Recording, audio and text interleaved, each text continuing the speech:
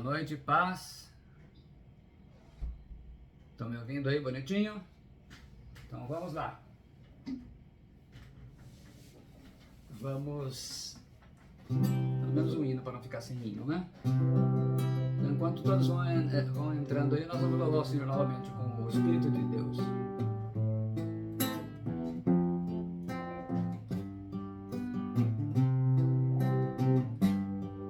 O Espírito de Deus está aqui,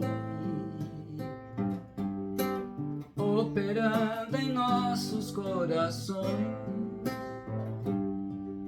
trazendo sua vida e poder, ministrando sua graça e amor.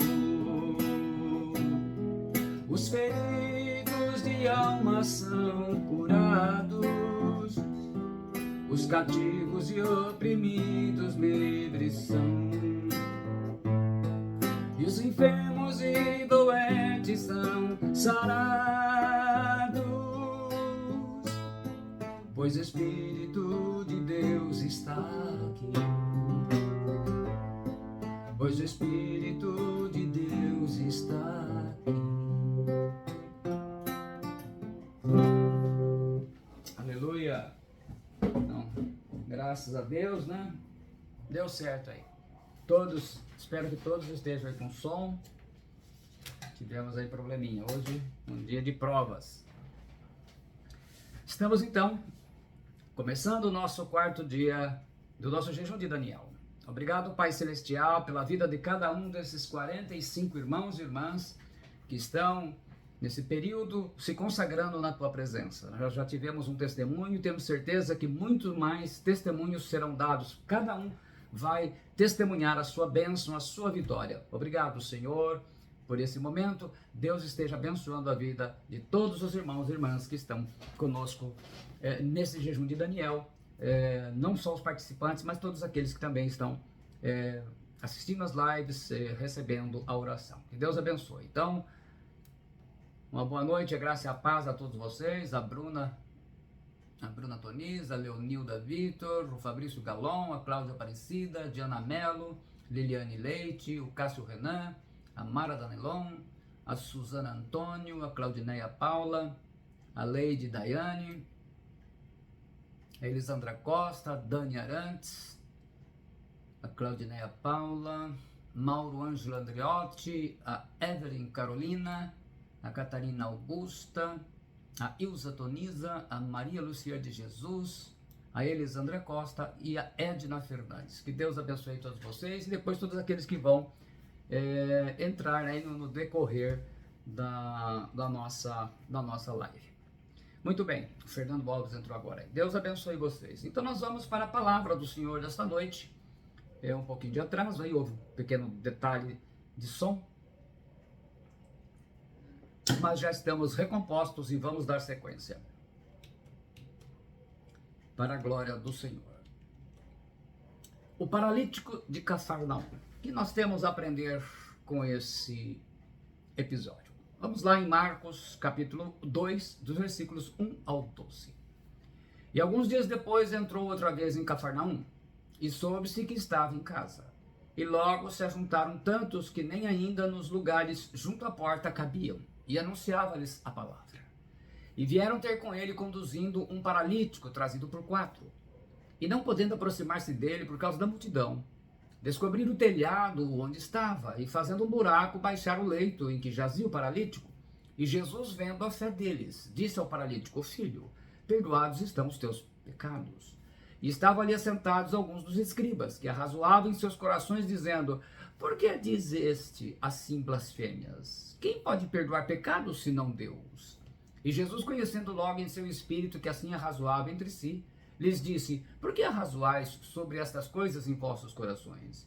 Qual é mais fácil? Dizer ao paralítico: estão perdoados os teus pecados? Ou dizer-lhe: levanta-te, toma o teu leite e anda? Ora, para que saibais que o Filho do Homem tem na terra poder para perdoar pecados, disse ao paralítico: a ti te digo, levanta-te, toma o teu leito e vai para a tua casa.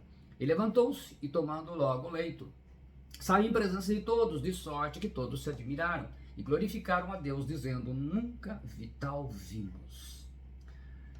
Muito bem. Que Deus esteja abençoando a todos vocês. Jesus está voltando do seu período de pregação e ministério na Galileia para Cafarnaum, hoje Tel Aviv, a capital de Israel, né, que está sendo desprezada atualmente pelo governo brasileiro, e que ficava a 32 quilômetros a nordeste de Nazaré. Alguns dias não pôde entrar na cidade abertamente porque as multidões demandavam, está lá em Marcos 1,45. Parece que Jesus desejava entrar nessa ocasião para descansar, mas não havia descanso. Capítulo 2, versículos 1 ao 12. Versículo 1 diz: e alguns dias depois entrou outra vez em Cafarnaum e soube-se que estava em casa. Cafarnaum foi a sede do ministério de Jesus, onde Jesus, ao que parece, viveu por um tempo na casa de Pedro, Marcos 1,29. Uma vila bem mais localizada geograficamente, com acesso para o mar da Galileia. Na casa de Pedro, onde Jesus fez seu quartel-general em Cafarnaum, uma multidão de pessoas estava ouvindo os ensinamentos do Mestre Jesus. Era um número absurdo. Que privilégio! O Filho de Deus estava ali, e aquelas pessoas podiam ouvir a sua voz, aprender com ele. Que coisa maravilhosa, meu Deus! E os pobres foram os que mais desfrutaram do Filho de Deus aqui na terra. No versículo 2 nós lemos: e logo se ajuntaram tantos que nem ainda nos lugares junto à porta cabiam, e anunciava-lhes a palavra. Jesus não pregava a teologia da prosperidade, oba-oba ou coisa parecida, autoajuda. Jesus pregava a palavra de Deus, as boas novas do evangelho do reino de Deus, de que a salvação é apenas pela graça, por meio tão somente da fé, para o perdão dos pecados. No versículo 3 diz: e vieram ter com ele, conduzindo um paralítico trazido por 4. Uma vez que o homem estava deitado numa cama, conclui-se que a paralisia era severa, provavelmente um tetraplégico, né? Paralisia que atinge os 4 membros. 4 homens que de alguma forma amavam esse paralítico. Que dedicação, que esforço. Eles fizeram aquilo que nós temos que fazer. Eles não foram buscar Jesus, mas levaram o paralítico até onde Jesus estava, e isso é verdade. No versículo 4, então, nós lemos: e não podendo aproximar-se dele por causa da multidão, descobriram o telhado onde estava e, fazendo um buraco, baixaram o leito em que jazia o paralítico. Isso foi possível porque o telhado das casas da época em que Jesus esteve aqui era achatado e feito de barro, com barro misturado com gravetos, suportado por vigas transversais de madeira. A maioria das casas em Israel tinha telhados planos, usados para relaxamento nas horas mais frescas do dia ou para dormir nas noites quentes. Normalmente havia uma escada externa que levava ao telhado. Era comum, como aqui, que o telhado fosse feito de placas de barro, queimado ou seco, né? Em que eram colocadas sobre vigas de suporte que iam de parede a parede. O construtor, então, espalhava uma camada de palha fresca e úmida sobre as placas de barro endurecido para servir de barreira contra a água da chuva. As casas antigas também tinham portas embutidas para entrar na casa pelo telhado, bem como escadas do lado de fora. Uma coisa bem prática. Parece que a porta dessa casa era muito pequena. Então os 4 amigos a aumentaram, retirando uma parte do telhado pelas escadas. Os amigos do paralítico o levaram ao topo dessa casa e retiraram a cobertura mais externa de palha, removendo várias placas até que fosse aberto espaço suficiente para baixá-lo até a presença de Jesus. Leito aqui, cama, é uma maca, não é a mesma palavra usada lá em Marcos 4:21. No versículo 19, em Lucas 5:19, nós lemos assim: e não achando por onde o pudessem levar, por causa da multidão, subiram ao telhado e por entre as telhas, ladrilhos, o baixaram com a cama até o meio, diante de Jesus. É interessante que os 4 amigos não se intimidaram com os obstáculos que haviam para chegar até Jesus. Foram resolvendo um a um, de forma simples e natural. Como não dava para chegar até Jesus, porque a multidão era grande demais, os lugares VIPs já estavam ocupados, decidiram ir pelo telhado e abriram espaço para deitar o paralítico bem em frente de onde Jesus estava. Eles interromperam a pregação de Jesus, não se incomodaram nem com isso. Isso sim são amigos de verdade, capazes de fazer qualquer esforço para trazer um amigo necessitado diante daquele que pode resolver o seu problema. No versículo 5 nós lemos: Jesus, vendo a fé deles, disse ao paralítico: filho, perdoados estão os teus pecados. Jesus observou o cuidado dos 4 em abrir o telhado, para colocar o amigo paralítico bem em frente a Jesus. Com certeza a fé deles dizia: basta colocá-lo na frente de Jesus e o problema será resolvido. E o mestre entendeu o recado. Primeiramente, Jesus cuida da alma, ele confere a salvação, né? A alma estava curada e salva quando ele perdoou os pecados. O foco principal da nossa vida aqui na terra é a salvação. Não adianta ter riquezas e tanta coisa e perder a salvação. A alma ir para o inferno. Jesus viu a fé dos 5, já que o paralítico não foi levado à força, mas foi por vontade própria. Falaram: vamos lá, Jesus está aí. Então, 5 pessoas reunidas lhe conferem. Foi a fé coletiva dos 5 que Jesus reconheceu. E estavam ali assentados alguns dos escribas, que arrazoavam em seus corações, dizendo: por que diz este assim blasfêmias? Quem pode perdoar pecados senão Deus? Então nós vemos que os 5 uniram em fé. Nós estamos aqui em 45, unidos em fé. Fé num propósito maior. Os escribas presentes na casa chegavam imediatamente à mesma conclusão, que seria correta se Jesus fosse um homem comum, um mero pecador mortal. Nenhum homem, seja pastor, apóstolo, padre ou papa, pode perdoar pecados. Mas Jesus é o Deus que se tornou homem, é o Filho de Deus. Somente Jesus pode perdoar pecados. No versículo 8 nós lemos: e Jesus, conhecendo logo em seu espírito que assim arrazoavam entre si, lhes disse: por que arrazoais sobre estas coisas em vossos corações?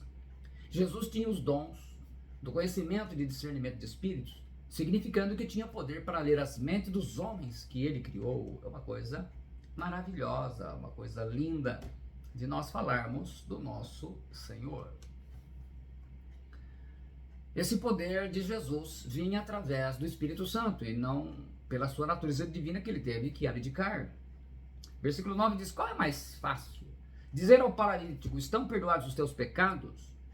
Ou dizer-lhe: levanta-te, toma o teu leito e anda? Superficialmente, é claro que o mais fácil é dizer: os teus pecados estão perdoados para nós, não é? Poderíamos dizer isso? Pois isso é algo invisível e impossível de refutar. Ninguém vai poder refutar você. Mas dizer: levanta-te, toma teu leite e anda, é muito mais difícil, pois se o homem não levantar, a pessoa que disse essas palavras provará que não tem nenhuma autoridade para curar e não passa de um charlatão. No nível mais profundo, porém, o mais difícil é perdoar pecados, porque somente Deus pode fazer isso, e é o preço da morte de Jesus Cristo na cruz. A lógica aqui é que, se Jesus pode realizar o milagre visível, curar o paralítico, isso é prova de que tem o poder para realizar o milagre invisível, perdoar os pecados, porque só Jesus Cristo pode fazer isso. No versículo 10 nós lemos: ora, para que saibais que o Filho do Homem tem na terra poder para perdoar pecados, disse ao paralítico. A cura do paralítico comprova que Jesus tem autoridade divina para perdoar pecados. Comprova também que Jesus é o Filho de Deus, que quando plenamente compreendido, comunicará a sua exaltada autoridade. Filho do homem é o título que Jesus mais usava para si mesmo e constituía uma afirmação implícita de que ele cumpriu em seu ministério o papel do Filho do homem, celestial lá de Daniel 7, 13 e 14. Aí nós demos nos versículos 11 e 12: a ti te digo, levanta-te, toma teu leito e vai para a tua casa. E levantou-se, tomando logo o leito, saiu em presença de todos, de sorte que todos se admiraram e glorificaram a Deus, dizendo: nunca tal vimos. Qualquer cura verdadeira será manifesta perante todos os homens. Ela se sustenta por uma investigação humana. A pessoa curada pode provar a cura sendo examinada por qualquer médico. E o problema não será encontrado. E nós demos de sorte que todos se admiravam e glorificaram a Deus, dizendo: nunca vimos tal, né? Tal coisa, nunca tal vimos. Deus recebe glória somente na cura e não na enfermidade. A pessoa curada pode dar testemunho até mesmo para os médicos e enfermeiros. O que Deus nos ensina com esta palavra? Primeiro, agir de maneira a inspirar confiança. Lucas 5,19 ele diz: e não achando por onde o pudesse levar, por causa da multidão, subiram ao telhado e por entre as telhas, não ladrilhos, o baixaram com a cama até o meio, diante de Jesus. O paralítico confiou nos 4 amigos, e os 4 amigos se inspiraram na fé do amigo paralítico. Todos tinham fé que Jesus iria curá-lo. A atitude de José de andar com Deus inspirou a confiança de Potifar. Como a gente lê lá em Gênesis 39:6, José foi levado ao Egito, e Potifar, oficial de Faraó, capitão da guarda, homem egípcio, comprou-o da mão dos ismaelitas que o tinham levado lá. E o Senhor estava com José, e foi homem próspero, e estava na casa de seu senhor egípcio. Vendo, pois, seu senhor que o Senhor estava com ele, e tudo o que fazia o Senhor prosperava em sua mão, José achou graça em seus olhos e serviu, e ele o pôs sobre a sua casa, e entregou na sua mão tudo o que tinha. E aconteceu que, desde que o pusera sobre a sua casa, e sobre tudo que tinha, o Senhor abençoou a casa do egípcio por amor de José. E a bênção do Senhor foi sobre tudo que tinha, na casa e no campo. A verdadeira fé, ela inspira as pessoas. Você tem a certeza de que Jesus irá resolver o seu problema. Fé nos faz agir com confiança, porque sabemos que Jesus Cristo é Deus, e sabemos que Ele é o Deus do impossível. Segundo, fé é fidelidade. O versículo 5 diz, e Jesus, vendo a fé deles, disse ao paralítico, filho, perdoados estão os teus pecados. A fidelidade dos 4 amigos em levar o amigo paralítico até Jesus é contagiante. Jesus viu essa fé. Só ele podia fazer isso. A fidelidade do paralítico em não desanimar diante dos obstáculos encontrados, Jesus viu essa fé. Fidelidade é você se manter fiel àquilo que lhe foi confiado.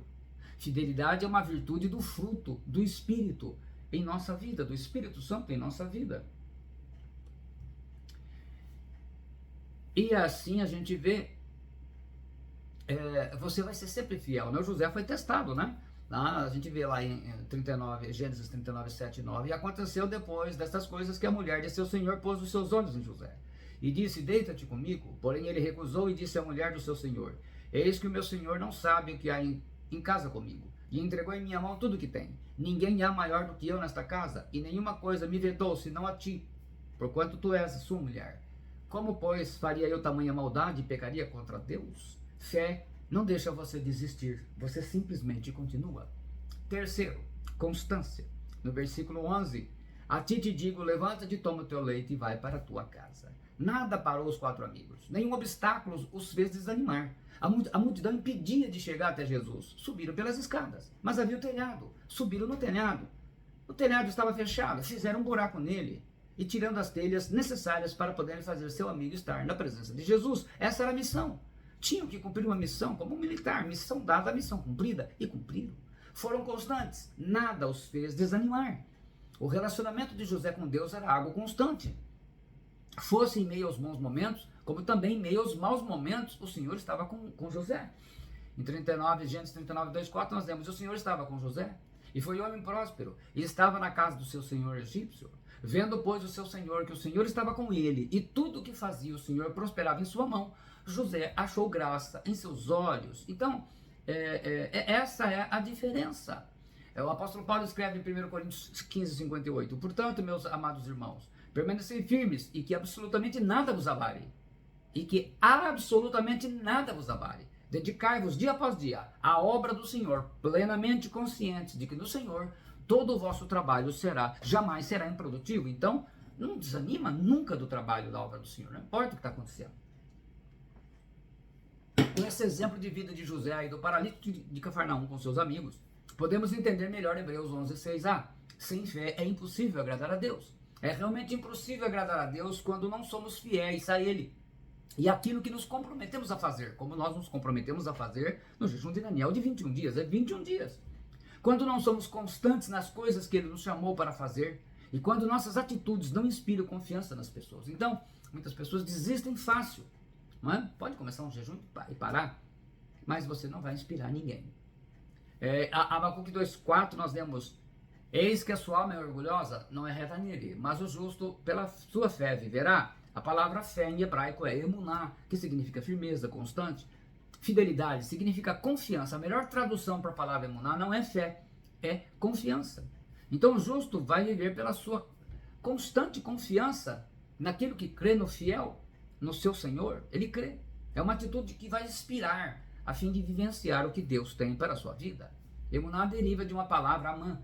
É justamente essa palavra que encontramos em Gênesis 15, 6, onde lemos que, e creu Abraão no Senhor, e o Senhor imputou-lhes como justiça. Creu a Amã.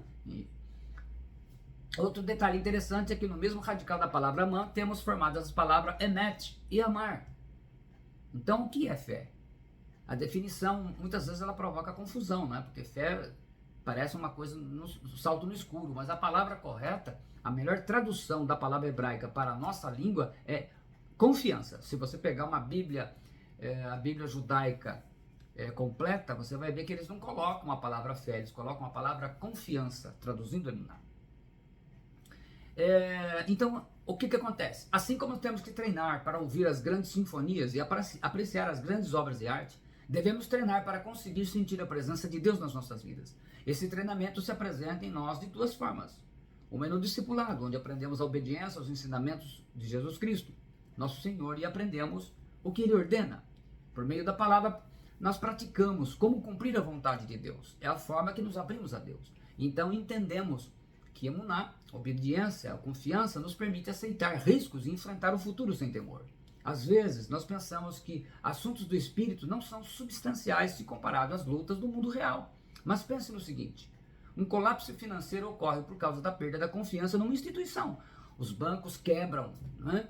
Deixam de emprestar quando perde a confiança na capacidade que o cliente tem de devolver o seu capital levantado. Ora, a confiança é uma coisa espiritual, é algo não concreto.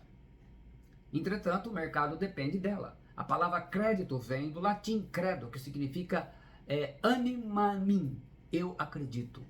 Após uma grande crise ocorrida no passado, Franklin Roosevelt pronunciou uma frase famosa: a única coisa que devemos recear é o próprio medo. Emuná é confiança, ela derrota o medo e nos dá recursos para sobrevivermos às perdas e recomeçar. Então nós começamos o jejum de Daniel. E é importante que a gente aprenda a ser fiel, porque é um período de treinamento. Nós estamos sendo treinados. E esse treinamento é importante porque você será instrumento de Deus na sua realidade. Aonde você vive, estuda, trabalha, aonde você se congrega, é aí que você vai ser o instrumento de Deus. O povo judeu manteve viva a sua confiança, a confiança manteve viva o povo judeu.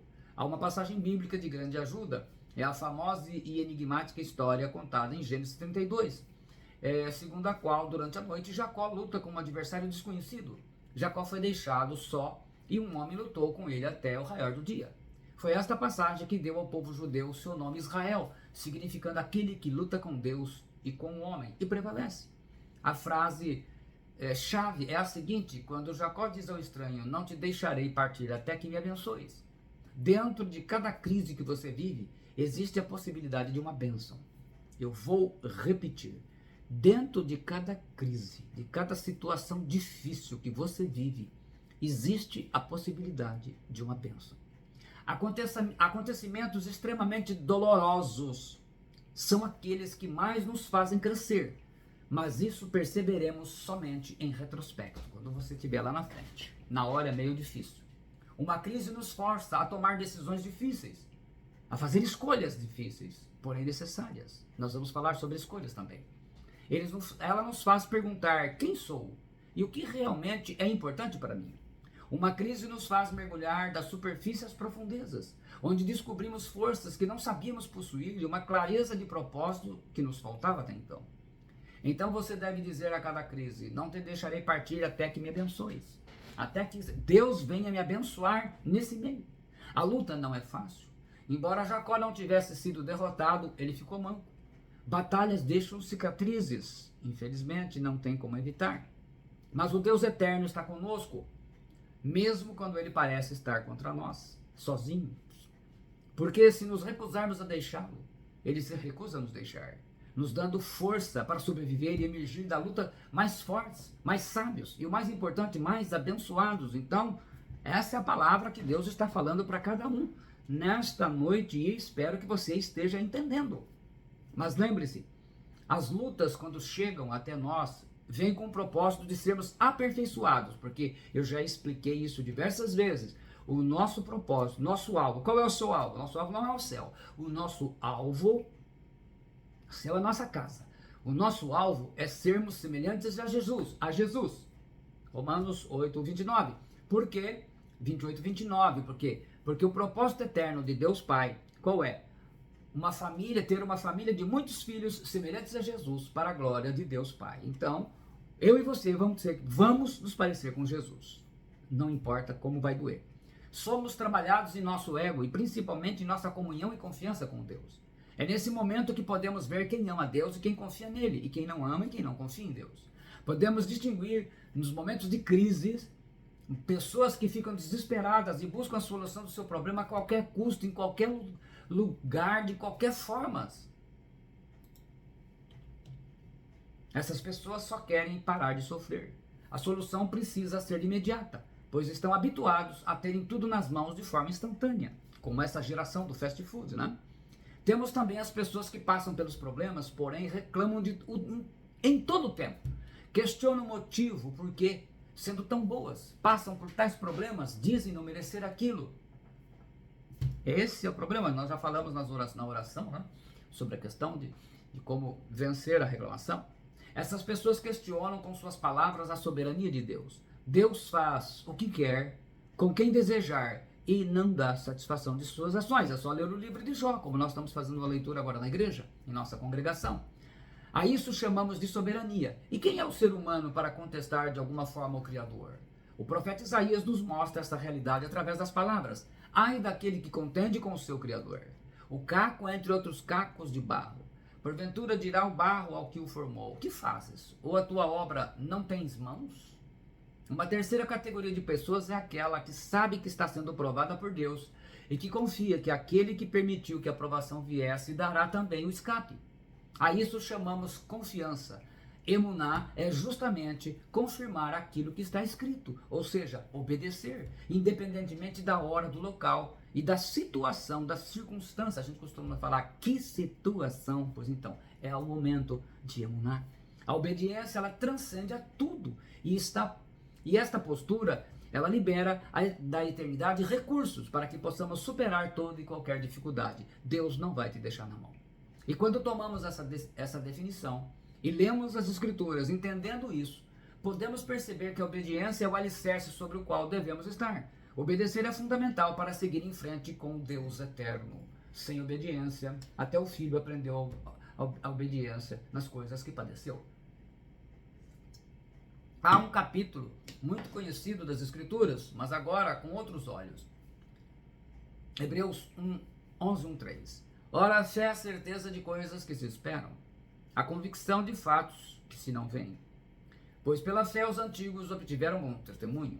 Pela fé entendemos que foi o universo formado pela palavra de Deus, de maneira que o visível veio a existir das coisas que não aparecem.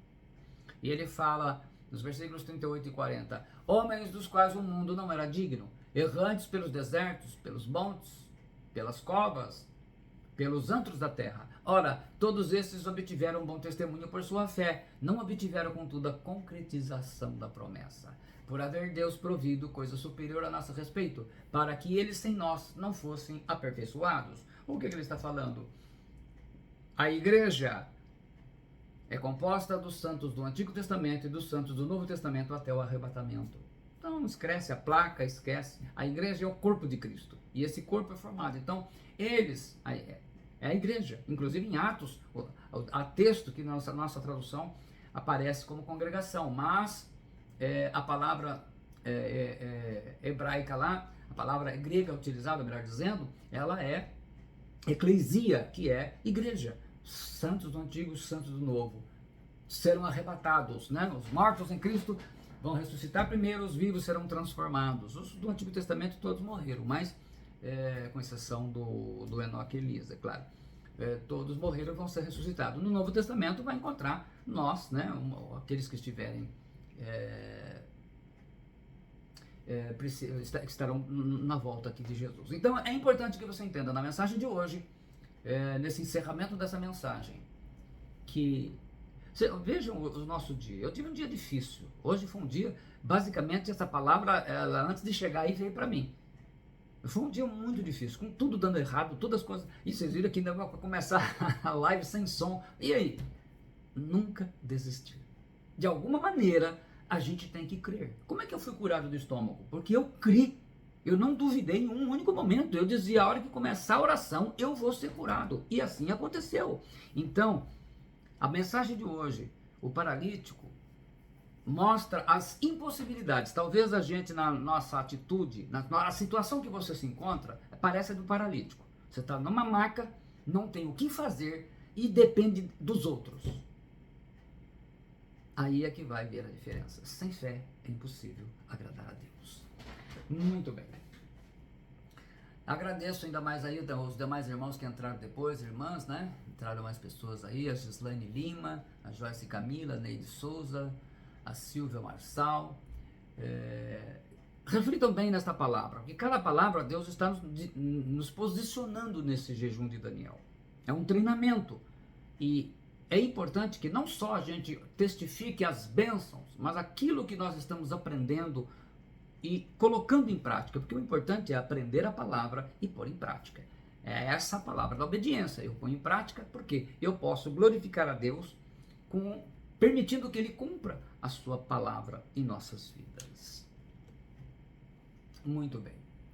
É o momento de nós, então, fazermos a oração pela vida dos irmãos e irmãs que estão participando conosco, aqueles que estão também acompanhando as lives, mesmo que depois, posteriormente. E nós vamos orar ao Pai mais uma vez. Então, a cada momento em que eu falo isso, já é hora de você já estar aí na mão com os seus pedidos. Você está aí com os seus pedidos, porque nós estamos orando. Vamos dizer assim, ali foram 4 homens que levaram o paralítico. Aqui nós somos 45, um ajudando o outro com a fé. Então eles, 5 com fé, conseguiram aquilo. Nós estamos 45. Então eu espero que os 45, todo mundo tem que estar na mesma fé. Por isso que a palavra é ministrada para todos, porque todos nós temos que andar no mesmo nível. Podemos ter começado com níveis diferentes. Talvez um começou um pouco mais desanimado, mas a palavra ela tem que ir equalizando todo mundo. Quando chegar no último dia, todos têm que estar no mesmo nível de fé, porque a palavra é igual para todo mundo. Não é porque eu estou ministrando que sou melhor. Às vezes, na verdade, a palavra normalmente começa com o pregador. Então a palavra tem que ir para todos. Todos nós temos que crescer juntos. E é isso que é importante. Por isso que é um treinamento. Eu sou treinado, você também. E cada jejum de Daniel é uma história diferente.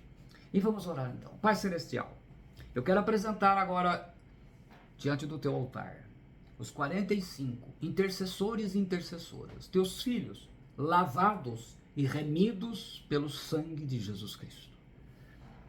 E que estão nesse tempo de 21 dias, hoje o 4º dia, se consagrando a Ti, se consagrando, ó Deus, abdicando de deleites, como Daniel fez, para estarmos mais voltados para a vida espiritual. E eu quero apresentar diante de Ti o Abraão Israel Rodrigues da Silva, Alberto Rodrigues da Silva, Arnaldo Rodrigues da Silva, Auris Moreira, Bruna Toniza Caires Galon, Catarina Augusta Rodrigues da Silva, Cícero Wilson Vitor de Jesus, Cláudia Aparecida de Paula da Silva, Claudineia de Lima Garcia, Claudineia de Paula, Cleusa Francisco Damasceno, Daniele Francisco Damasceno Arantes, Diana Batista de Araújo Melo, Diana Melo Ferreira, Edna Fernandes de Jesus, Elisângela Liliane Souza Leite, Elismara de Souza, Everton Fabiano de Souza,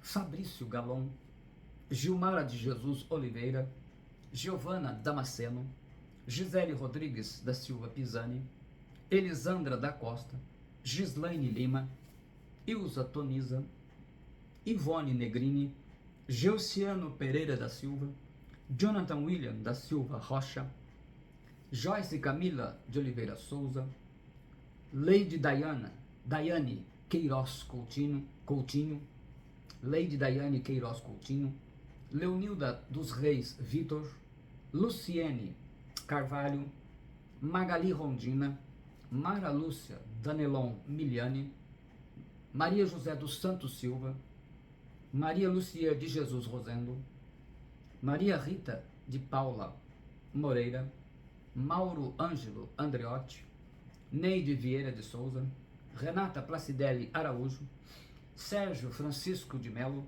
Silvia Marçal, Suzana da Silva Antônio, Suzana Rodrigues da Silva, Wanda Maria Rodrigues da Silva Gonçalves e Winem Ferreira da Silva. Então, apresentados todos diante do altar do Senhor, nós vamos fazer o decreto. E você já sabe a posição, nós ainda vamos falar de decretos, mas já está aprendendo. 7 decretos do nosso jejum. Eu quero levantar sobre você e sobre a sua família. Primeiro, que a tua casa seja uma morada do Altíssimo e bom Senhor, e por isso ela seja um lugar de paz, harmonia, alegria e amor. Na promessa de Provérbios 15:6, na casa do justo há um grande tesouro. Decretado está, e assim será em nome do Senhor Jesus Cristo. Repita aí, todas as vezes. Segundo, que a tua casa seja um lugar onde cada membro da família sirva a Deus de coração e mente e desfrute dessa bênção do Salmo 118:15. Nas tendas do justo há voz de júbilo e de salvação. Decretado está, e assim será em nome do Senhor Jesus Cristo. Terceiro decreto, que a tua casa seja um lugar onde todos tenham fome de conhecer e obedecer e viver pela palavra de Deus, na promessa do Salmo 119:105. Lâmpada para os meus pés é a tua palavra e luz para os meus caminhos. Decretado está, e assim será em nome do Senhor Jesus Cristo. Quarto, que você colha na tua casa todo o esforço do teu trabalho, com abundância e prosperidade, para o sustento e bem-estar da tua família, com a promessa de Lucas 6:38. Com medida recalcada, sacudida e transbordante, generosamente vos darão. Decretado está, e assim será em nome do Senhor Jesus Cristo. Quinto, que você tenha prosperidade e saúde, assim como é próspera a tua alma. Na promessa de 3 João 1:2, e sobre a tua família. Decretado está, e assim será em nome do Senhor Jesus Cristo. Sexto decreto, em nome do Senhor Jesus Cristo eu coloco sobre a tua vida a promessa de Gênesis 12:3. Na revelação de Gálatas 4:22-31. Serão benditas todas as famílias da terra, aqueles que creem na promessa de Deus, porque somos filhos da promessa como Isaac, Romanos 4:16. Decretado está, e assim será em nome do Senhor Jesus Cristo. E o sétimo e último decreto, que pela graça você fique firme na promessa e que ela seja o foco da tua fé, a tua emuná, como a que teve Abraão. A bênção de Abraão está sobre você, conforme Gálatas 3:29. Eu te abençoo em nome do Pai, do Filho e do Espírito Santo. Decretado está, e assim será em nome do Senhor Jesus Cristo. Que Deus esteja abençoando você. E por mais adversidades e lutas que você esteja enfrentando, não desanime. Eu vi alguém disse agora de pouco que eu não vou desistir. Uma das irmãs aí, eu não vou desistir. E é assim que tem que ser. Nós não podemos desistir. Não podemos parar. Começamos, e mesmo depois de terminados o nosso tempo de consagração coletiva, um jejum coletivo, estamos irmanados, estamos conectados, usando a terminologia moderna, na coinonia do Espírito. Estamos ligados com o Espírito Santo, e através das nossas orações e do nosso jejum de Daniel, nossa consagração a Deus. E pela palavra que está sendo liberada, Deus está trabalhando na nossa fé e aumentando a nossa confiança nele. Que Deus te abençoe. Muito obrigado a todos, Deixa eu ver se faltou alguém, Maria Rita eu falei, Ilza, todas estão aí, todos, graças a Deus. Então assim, meditando e refletindo, se você tem tempo, separa para oração, de repente ouve novamente a oração, a palavra, de repente um dia de folga, esteja investindo bastante nesse tempo. Esse é um tempo que a gente tem que estar bastante voltado para, porque depois a gente vai voltar no nosso corre-corre da vida, mas é importante que, comendo e festas, etc e tal, mas esse é um tempo de reclusão, é um tempo de comunhão, é um tempo de consagração, não é sacrifício, mas é consagração. Vamos então para a bênção final. Agradeço vocês, vencemos mais um dia, espero que todos estejam bem, estejam conseguindo tranquilos, Estamos caminhando ainda na primeira semana, amanhã no nosso quinto dia, às 21 horas, aguardando todos vocês. E sempre deixando combinado aqui, quando a gente percebe que, avisa, a gente percebe que está sem som, já pode mandar um recadinho mesmo pelo chat, não estou sem som, porque se tiver mais, aí eu sei que o problema é aqui, então a gente faz o mesmo processo. Vamos então encerrando. Muito obrigado mais uma vez, que você tenha uma noite maravilhosa. Vamos lá, a bênção apostólica e a bênção sacerdotal sobre a tua vida, a sua casa. Eu quero que você pense aí no seu trabalho, na sua empresa, no seu escritório, na sua família, no seu casamento, seus filhos, netos, bisnetos.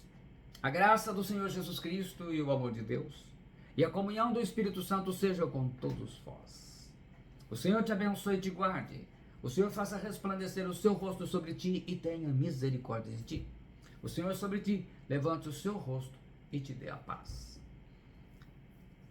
Que você tenha uma noite abençoada na promessa do Salmo 4, versículo 8. Em paz me deito e logo pego no sono, porque, Senhor, só tu me fazes repousar seguro. E amanhã seja um dia renovado. Em nome de Jesus, tenha um dia abençoado no seu trabalho, na sua casa, no seu dia a dia, nas lidas da vida. Que você possa estar meditando na palavra de hoje, na palavra que o Senhor entregou para nós hoje, falando da fé, assim como o paralítico de Cafarnaum.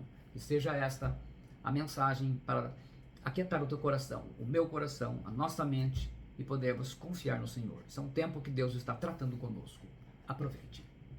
Obrigado. Aguardo você amanhã, com a graça do Senhor Jesus Cristo, às 21 horas para o nosso 5º dia do jejum de Daniel. Obrigado mais uma vez. Deus te abençoe.